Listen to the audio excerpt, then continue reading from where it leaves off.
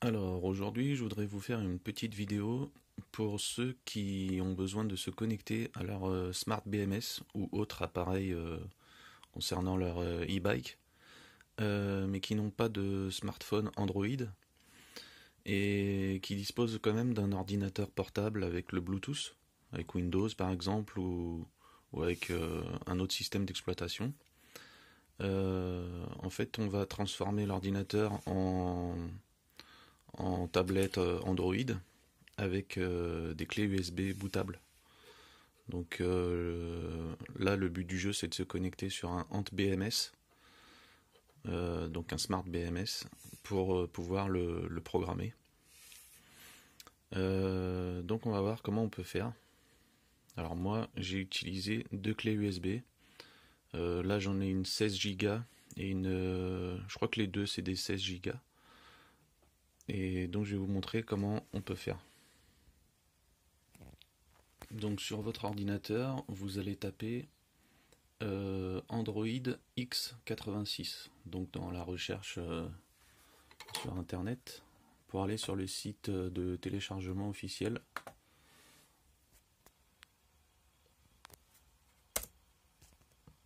Voilà, donc c'est Android X86.org. Et ensuite on va aller télécharger, download.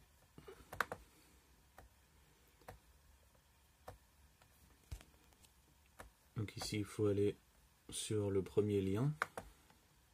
En règle générale, il faut toujours prendre le premier pour les dernières versions. Donc ici on descend. Celui qui nous intéresse, c'est le premier. Donc c'est par rapport à mon ordinateur. Donc c'est un fichier ISO Android x86 64 bits. Voilà. Donc là ensuite on le télécharge dans l'ordinateur, par exemple sur votre bureau ou dans le fichier download. Donc là j'ai cliqué pour le télécharger. On voit ici qu'il est en train de se télécharger. Et en attendant, on va aller sur le site Ventoy, V-E-N-T-O-Y.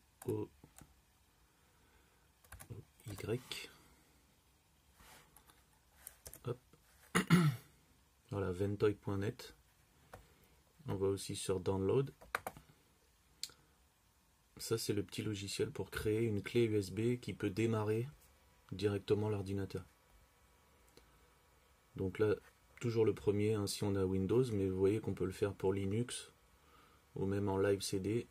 Donc là, c'est un fichier zip. Donc Ventoy machin, on descend. Il faut trouver le lien de téléchargement en fait. Alors ici, Linux, c'est pas ça. Live CD, c'est pas ce qu'on veut. Windows zip, voilà, c'est celui-là. Là, il devrait se télécharger. Voilà. Donc là, il est sur le bureau. Voilà, on voit en bas, il se télécharge. Donc Android ici et Ventoy ici. Alors on voit que on a Ventoy ici qui est déjà téléchargé. Et ça, c'est l'autre fichier pour l'instant qui n'a pas fini de se télécharger. C'est Android x86. Donc ce fichier Ventoy, il est compressé, donc il faut le dézipper. Donc là, on fait extraire ici.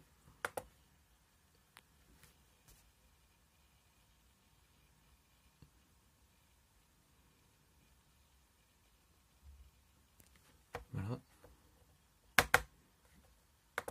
Voilà, ensuite on l'ouvre. Et ensuite, on va cliquer sur Ventoy to Disk. Ok.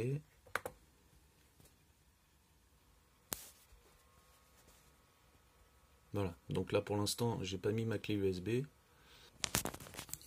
Donc la clé USB au préalable il faudra l'avoir formatée en FAT32.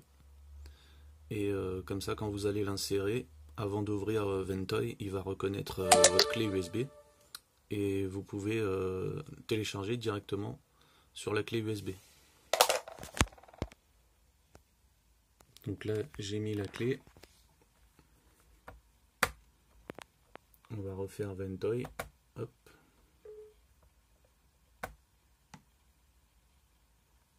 Voilà. Donc là on voit que on a la clé USB qui est ici. Alors avant de commencer, on va aller dans partition style et on se met sur GPT. Et ensuite on installe. Donc il faut que votre clé USB soit vierge et formatée au format FAT32. Comme ça, ça va fonctionner. De toute façon, au moment de l'installation, ça efface tout ce qu'il y a sur la clé.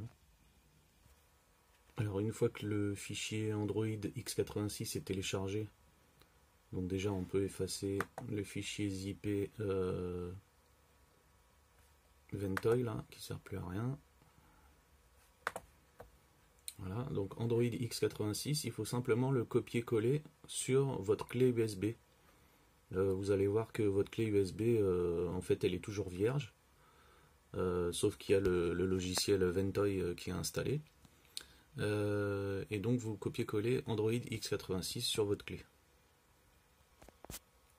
Voilà, donc une fois que c'est collé dans la clé, vous l'avez ici. Donc moi c'est la clé, elle est dans le port E. Et c'est copié sur la clé. Donc ensuite, à partir de là, vous pouvez redémarrer votre ordinateur pour faire l'installation de Android x86. Donc là, j'ai coupé l'ordi, il va s'éteindre. Alors quand vous le redémarrez, il faudra appuyer sur la touche F11 ou F12 suivant les ordinateurs pour pouvoir choisir de le démarrer sur la clé USB. Si ça veut pas, dans ce cas là il faut aller dans le BIOS et sélectionner en priorité le boot sur l'USB et non pas sur le disque dur de votre ordinateur. Bon, ça c'est assez facile à faire. Donc là l'ordi est éteint, je le rallume.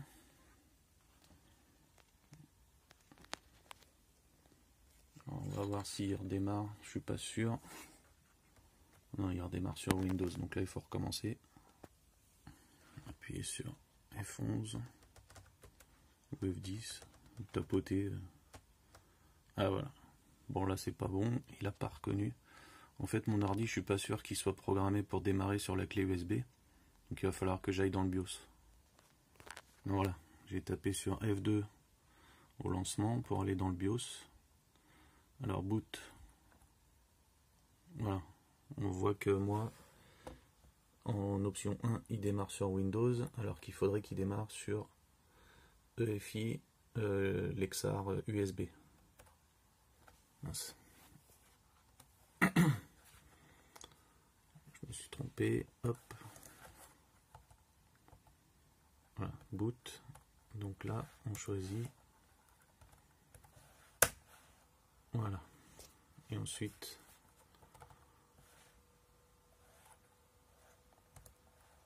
on enregistre. Donc là normalement il devrait démarrer sur la clé USB si tout va bien. Voilà, Ventoy. Donc on voit Android x86 ISO machin. On clique dessus et on choisit Boot in Normal Mode.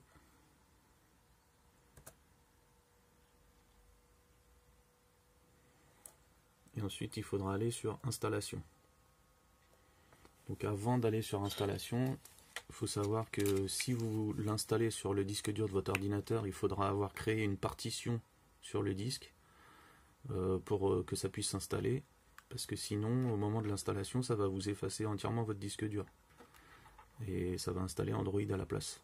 Donc moi ce que j'ai fait, c'est que j'ai installé sur une autre clé USB que j'ai formaté aussi en FAT32 et que j'insère dans mon ordinateur sur un autre port USB, et au moment de l'installation je vais lui demander de l'installer sur la clé USB. Donc là je mets ma clé,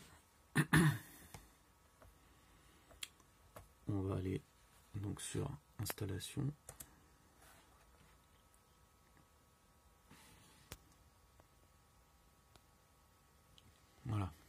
Donc là ensuite, il faut sélectionner le SD qu'il faut.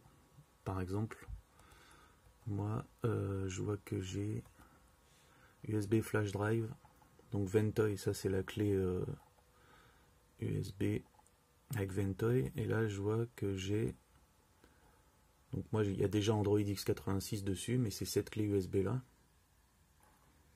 Donc moi si je veux le réinstaller sur la clé USB, je le mets sur celle-là, elle est sur SDC2. Donc vous cliquez sur la clé USB que vous avez choisie, ou alors sur la partition du disque sur laquelle vous voulez installer votre session Android, et vous cliquez sur Entrée. Ensuite l'installation se fait toute seule. Là je vais pas le faire parce que moi c'est déjà fait.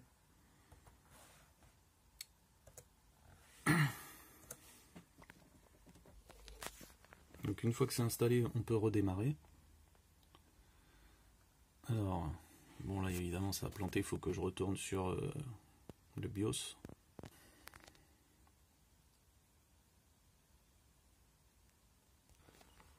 Moi mon ordi à chaque fois il se remet, même si j'ai enregistré, il redémarre toujours sur Windows. Alors c'est peut-être, il y a peut-être une autre option à sélectionner, mais bon c'est pas grave, je peux le faire à chaque fois, c'est pas grave. Donc il faut que je remette ici USB.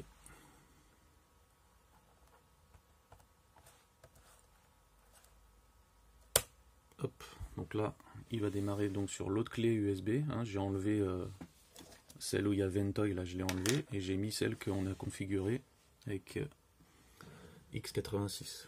Donc là on peut démarrer. Donc on voit que, on a vu au démarrage qu'on peut démarrer aussi Windows, hein, si on veut. Donc on peut laisser la clé USB dans l'ordinateur pour faire fonctionner l'ordinateur normalement. Donc là on va démarrer Android. À partir de là, l'ordinateur devient une tablette Android avec un clavier. Alors évidemment, il faut avoir un ordinateur qui a le Bluetooth pour pouvoir se connecter sur un Smart BMS. L'avantage de faire ça, plutôt que d'utiliser une box virtuelle Android sur Windows ou autre, c'est que là on prend en charge tous les ports de l'ordinateur. Le Wi-Fi, le Bluetooth et les ports USB, enfin bon, on peut l'utiliser vraiment comme si c'était une machine Android. Donc là on choisit la façon, l'écran qu'on veut avoir. Donc utiliser Quick Step machin, moi je prends ça. C'est le truc standard Android. Sinon on peut utiliser Taskbar, ça veut dire que la barre où il y a écrit le pourcentage de la batterie, tout ça, ce sera en bas. Alors que là c'est en haut comme sur un téléphone en fait. Donc moi j'ai déjà installé mon appli VBMS pour me connecter sur mon comment ça s'appelle, sur mon Smart BMS. Mais sinon vous pouvez l'utiliser, aller le chercher dans le Play Store qui est ici. Donc évidemment il faudra avoir entré vos codes Google et compagnie pour pouvoir télécharger. Une fois que vous avez créé votre compte Google, bon après ça marche tout seul, hein. Là vous téléchargez l'appli comme sur un smartphone. Donc une fois que l'appli est installée, vous pouvez l'ouvrir. Donc moi c'est VBMS, mais vous téléchargez l'appli que vous voulez, hein. Moi c'est celle qui fonctionne avec mon BMS. Sinon il y a l'appli Ant BMS aussi. Donc là actuellement je suis pas à côté de mon Smart BMS. Ici il y a le logo de connexion Bluetooth. Donc quand il est en bleu, ça veut dire qu'il capte pas. Quand il est en vert, ça veut dire qu'il capte bien en Bluetooth. Et là il est en gris parce qu'il n'a pas reconnu il n'y a pas de matériel à proximité. Donc ce qu'on peut faire quand on veut sélectionner le bon BMS ou le bon appareil, quand il est en gris, vous pouvez aller dans les paramètres là sur cette appli et faire Remove Connected Bluetooth Device. Voilà. Ensuite vous revenez en arrière. Et là vous cliquez sur le logo. Et là il va chercher, il va scanner. et ça va vous afficher ici les appareils Bluetooth qui sont à proximité, et notamment le Smart BMS. Donc évidemment il faut allumer le Smart BMS, il faut le mettre sur On avant, et il va s'afficher ici Ant BMS par exemple pour le mien. On clique dessus, comme ça il va être reconnu. Et ensuite quand on retourne sur la page principale, ça va nous afficher le logo ici, va se mettre en attente en bleu. Donc il n'y aura plus qu'à cliquer dessus, et là il va se connecter, il va passer au vert. Et ça va afficher ici les paramètres du BMS. Alors l'avantage d'avoir créé une clé USB avec Android x86 dessus, c'est qu'on peut changer d'ordinateur portable en ayant toujours la même, en bénéficiant d'Android. Par exemple, moi la clé USB je l'ai créée avec mon ordinateur perso, et je peux l'utiliser sur mon ordinateur professionnel par exemple. Donc là je me suis rapproché du Smart BMS. On va aller voir là s'il capte quelque chose. C'est pas là. Voilà. Quand c'est en gris, hein, là, quand on clique dessus, ça recherche les connexions. Bon là il a du mal à faire la netteté.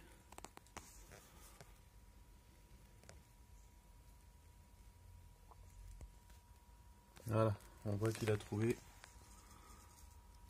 On a du mal à voir le Ant BLE. Si on clique dessus, on voit que l'icône Bluetooth a changé de couleur. Alors, je vais essayer. Alors là, peut-être que mon BMS s'est éteint. Au bout d'un moment, il s'éteint. Je vais appuyer. Hop.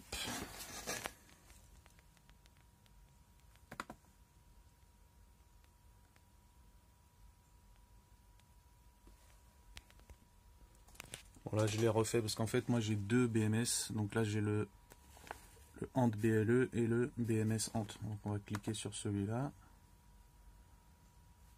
Hop. On refait. Mince. Voilà. Quand il passe au vert, c'est qu'on est connecté. Donc là on voit la tension de la batterie. Et donc quand on va dans les paramètres, on a bien toutes les cellules. Voilà. Donc il faut que le BMS soit actif. Et donc parfois il faut un petit peu insister, hein, mais la connexion se fait. Donc là ça fonctionne exactement comme sur un téléphone portable ou sur une tablette. Donc voilà. C'est parfait. Et puis en plus, si vous voulez, maintenant vous avez un ordinateur qui est devenu Android. Donc si votre Windows est complètement saturé, ou enfin si vous voulez avoir un truc un petit peu plus moderne, ou si vous voulez changer, hein, maintenant vous avez la possibilité de passer sur Android. Alors quelque chose que je n'ai pas montré, pour éteindre, il faut faire les touches CTRL, ALT et SUPR. Ça va vous afficher ici sur le côté le truc pour pouvoir l'éteindre. Voilà. Donc à partir de là, on peut redémarrer, éteindre ou mettre en veille, faire une capture d'écran. Donc avec la souris, on va sur éteindre et là, ça va s'arrêter. Et voilà.